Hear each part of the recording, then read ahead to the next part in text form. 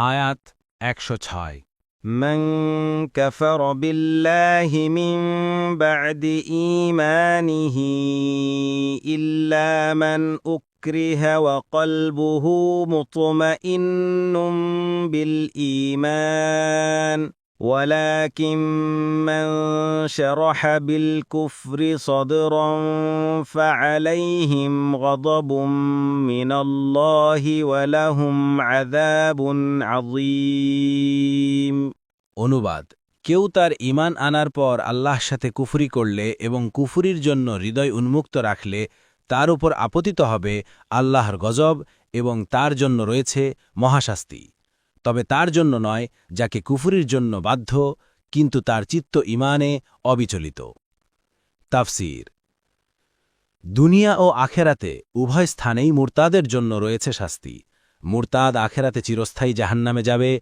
দুনিয়াতে তার শাস্তি হল মৃত্যুদণ্ড রসূলুল্লাহ সাল্লাল্লাহু আলাইহি ওয়াসাল্লাম বলেছেন যে তার দিন অর্থাৎ ইসলাম পরিবর্তন করে তাকে তোমরা হত্যা করো বুখারী ৬৯২২ এটা এই জন্যই যে সে হক দিনের প্রতি অপবাদ দিচ্ছে সে শুধু নিজেকে ধ্বংস করছে না তার সাথে হাজারো মানুষের মনে দিন সম্পর্কে সন্দেহের বীজ ঢুকিয়ে দিচ্ছে এতে করে সে মানুষের মৌলিক অধিকারে হস্তক্ষেপ করছে ইসলাম গ্রহণের ব্যাপারে তাকে বাধ্য করা হয়নি সে বুঝে শুনে ইসলাম গ্রহণ করেছে সুতরাং এর বিপরীতটি তার থেকে গ্রহণ করা যাবে না ২ নং ফুটনোটের বিবরণ ইকরাহ শব্দের শাব্দিক অর্থ হচ্ছে কোনো ব্যক্তিকে এমন কথা বলতে বা এমন কাজ করতে বাধ্য করা যা বলতে বা করতে সে সম্মত নয় আয়াতের অর্থ হচ্ছে এমন জোর জবরদস্তি যা মানুষকে ক্ষমতাহীন ও অক্ষম করে দেয় এমন জোর জবরদস্তির অবস্থায় অন্তর ঈমানের উপর স্থির থাকলে অবিচলিত থাকলে মুখে কুফরি কালেমা উচ্চারণ করা জায়েজ আছে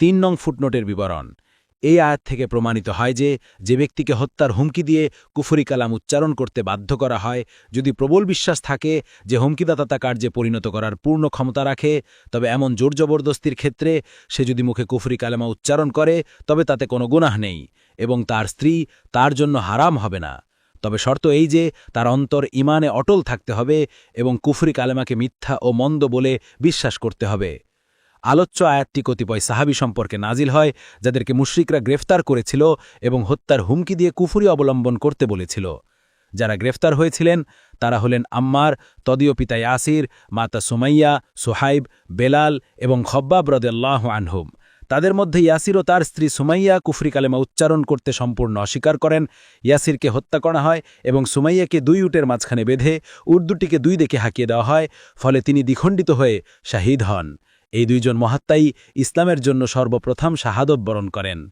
তবে আয়াতের অর্থ এই নয় যে প্রাণ বাঁচাবার জন্য কুফরি কথা বলা বাঞ্ছনীয় বরং এটি নিছক একটি রুখসত তথা সুবিধাদান ছাড়া আর কিছুই নয় মানুষের এই রক্তমাংসের শরীরটাকে কেটে টুকরো টুকরো করে ফেললেও সে যেন সত্যের বাণীরই ঘোষণা দিয়ে যেতে পারে রসূলুল্লাহ সাল্লাল্লাহু আলাইহি ওয়াসাল্লামের মুবারক যুগে এই 2 রকমের ঘটনারই নজির পাওয়া যায় একদিকে আছেন খব্বাব ইবনে আরাত রাদিয়াল্লাহু আনহু তাকে জ্বলন্ত অঙ্গারের উপর শোয়ানো হয় এমনকি তার শরীরের চর্বি গলে পড়ার ফলে আগুন নিভে যায় কিন্তু এরপরও তিনি দৃঢ়ভাবে ঈমানের উপর অটল থাকেন বিলাল হাবশিকে রাদিয়াল্লাহু আনহুকে লোহার বর্ম পরিয়ে দিয়ে কাঠফাটা রোদে দাঁড় করিয়ে দেওয়া হয় তারপর উত্তপ্ত বালুকা প্রান্তরে শুইয়ে দিয়ে তার উপর দিয়ে তাকে টেনে নিয়ে যাওয়া হয় কিন্তু তিনি আহাদ শব্দ উচ্চারণ করে যেতে থাকেন আরেকজন সাহাবী ছিলেন হাবিব ইবনে জায়েদ ইবনে আসিম রাদিয়াল্লাহু আনহু মুসাইলেমা কাজ্জাবের হুকুমে তার শরীরের প্রত্যেকটি অঙ্গপ্রত্যঙ্গ কাটা হচ্ছিল এবং সেই সাথে মুসাইলেমাকে নবী বলে মেনে নেবার জন্য দাবি করা হচ্ছিল কিন্তু প্রত্যেকবারই তিনি তার নবুয়ত দাবি মেনে নিতে অস্বীকার করছিলেন এভাবে ক্রমাগত অঙ্গ প্রত্যঙ্গ কাটা হতে হতে তাকে মৃত্যুবরণ করতে হয় অন্যদিকে আছেন আম্মার রাদিয়াল্লাহু আনহু আম্মার রাদিয়াল্লাহু আনহুর চোখের সামনে তার পিতা ও মাতাকে কঠিন শাস্তি দিয়ে শহীদ করা হয় তারপর তাকে এমন কঠিন অসহনীয় শাস্তি দেয়া হয় যে শেষ পর্যন্ত নিজের প্রাণ বাঁচাবার জন্য তিনি কাফেরদের চাহিদা মতো সব কিছু বলেন এরপর তিনি কাঁদতে কাঁদতে রাসূলুল্লাহ সাল্লাল্লাহু আলাইহি ওয়াসাল্লামের খিদমতে হাজির হন এবং আর্জ করেন হে আল্লাহর রাসূল আমি আপনাকে মন্দ এবং তাদের উপাস্যদেরকে ভালো না বলা পর্যন্ত তারা আমাকে ছেড়ে দেয়নি রাসূলুল্লাহ সাল্লাল্লাহু আলাইহি ওয়াসাল্লাম জিজ্ঞেস করলেন তোমার মনের অবস্থা কি জবাব দিলেন ঈমানের ওপর পরিপূর্ণ নিশ্চিত এ কথায় রাসূলুল্লাহ সাল্লাল্লাহু আলাইহি ওয়াসাল্লাম বললেন যদি তারা আবারও এ ধরনের জুলুম করে তাহলে তুমি তাদেরকে আবারও এসব কথা বলে দিও। মুস্তাদরাকে হাকিম 2-357 পৃষ্ঠা, বাইহাকির আসসিনানুল কুঠা 2-208 থেকে 209 পৃষ্ঠা। তবে ইমানের উপর অবিচল থাকার কিছু নিদর্শন সাহাবাদের জীবনীতে রাসূলুল্লাহ সাল্লাল্লাহু আলাইহি ওয়াসাল্লামের পরবর্তী সময়েও পাওয়া যায়। প্রখ্যাত সাহাবী আবদুল্লাহ ইবনে হুযাফা আস-সাহামীকে রোমের নাসারাগণ কয়াত করে তাদের রাজার কাছে নিয়ে গেলে তাদের রাজা তাকে বলল, নাসারাদের দিন গ্রহণ করো, আমি তোমাকে আমার রাজত্বের ভাগ দেব এবং আমার কন্যাকে তোমার সাথে বিয়ে দেব। তিনি তাকে বললেন, যদি আমাকে মুহাম্মদ সাল্লাল্লাহু আলাইহি ওয়াসাল্লামের দিন থেকে বিচ্যুত হওয়ার বিনিময়ে তুমি যা কিছুর মালিক তা এবং আরবদের সমস্ত সাম্রাজ্য দাও, তবুও আমি ক্ষণিকের জন্য তা করব না। রাজা বলল, তাহলে আমি তোমাকে হত্যা করব। তিনি বললেন, তুমি সেটা করতে পারো। তারপর রাজা তাকে শুলে চড়াবার আদেশ করল। এরপর তীরন্দাজদের তাকে কাছ থেকে তার হাত ও পায়ের পার্শ্বে তীর নিক্ষেপের নির্দেশ দিল। রাজা তখনও তাকে নাসারাদের দিনের দাওয়াত দিতে থাকল। তিনি অস্বীকার করতে থাকলেন। রাজা তাকে শুল থেকে নামানোর নির্দেশ দিলেন। তারপর একটি বড় ডেকচি আনার নির্দেশ দিলেন। তাতে পানি দিয়ে গরম করা হল। তারপর তার সামনেই একজন মুসলিম কয়েদিকে এনে তাতে ফেলা হল। ক্ষণিকেই কয়েদিটি হাড্ডিতে পরিণত হল। এমত অবস্থায়ও তার কাছে নাসারাদের দিন গ্রহণের দাওয়াত দেয়া হল, কিন্তু তিনি তা গ্রহণ করতে অস্বীকার করলেন।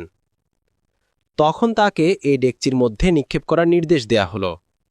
তারপর তাকে যখন নিক্ষেপ করার জন্য উপরে উঠানো হল, তখন তিনি কাঁদলেন। তখন রাজা আশ্বস্ত হল এবং তাকে ডাকল। তখন তিনি বললেন, আমি তো এজন্যই কেঁদেছি যে আমার আত্মা তো একটি মাত্র, যা এ মুহূর্তে ডেকচিতে আল্লাহর বাস্তে নিক্ষেপ করা হচ্ছে। আমার আকাঙ্ক্ষা হল যে, হায়, যদি আমার শরীরের প্রত্যেক পশমের পরিমাণ আত্মা হতো এবং সবগুলি আত্মা আল্লাহর জন্য এ ধরনের শাস্তি পেত। কোনো কোনো বর্ণনায় আছে যে রাজা তাকে কয়েদ করে রেখে তাকে কয়েকদিন কোনো খাবার সরবরাহ করা থেকে বিরত থাকল।